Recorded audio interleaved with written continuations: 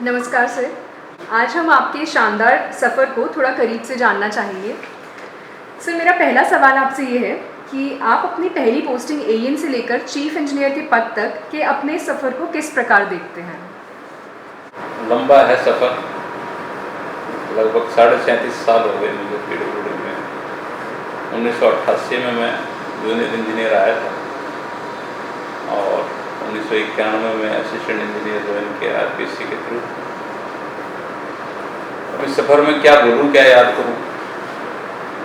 सफ़र लंबा है लेकिन कुल मिला के अंत अच्छा है और सफ़र में बड़ा आनंद रहा, बड़े चैलेंजेस भी देखे और कुल मिला के संतुष्ट।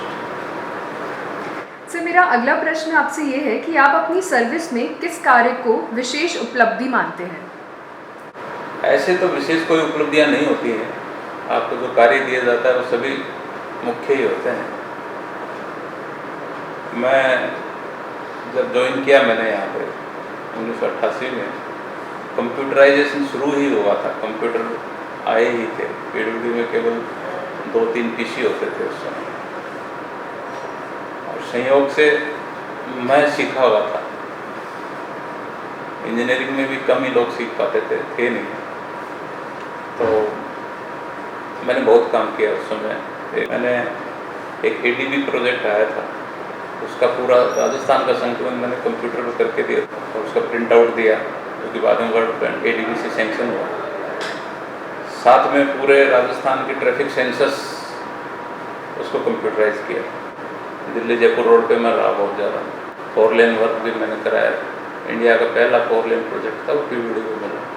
सर, आज के जो पीडब्ल्यूडी के युवा इंजीनियर हैं, आप उन्हें क्या सलाह देंगे?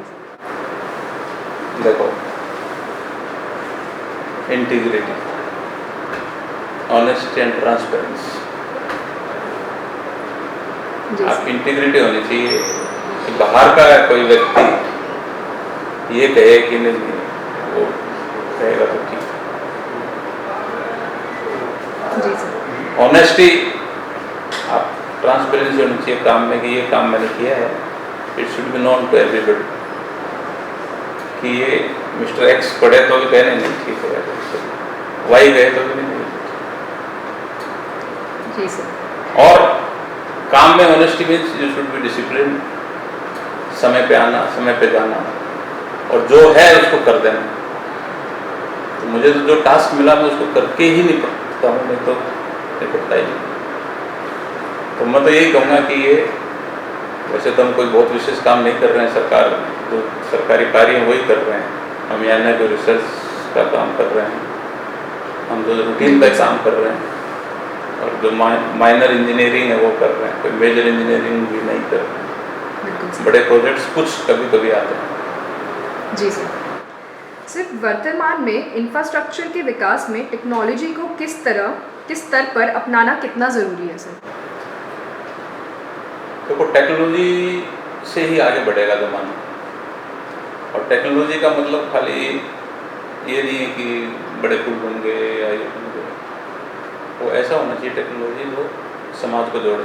सर, क्या मैं कुछ व्यक्तिगत प्रश्न पूछ सकती हूँ? हाँ, निश्चित। सर, आपके सफ़र में आपके जीवन साथी, माता पिता, बच्चों ने किस प्रकार भूमिका निभाई? सबका अपना अपना रोल है। बाकी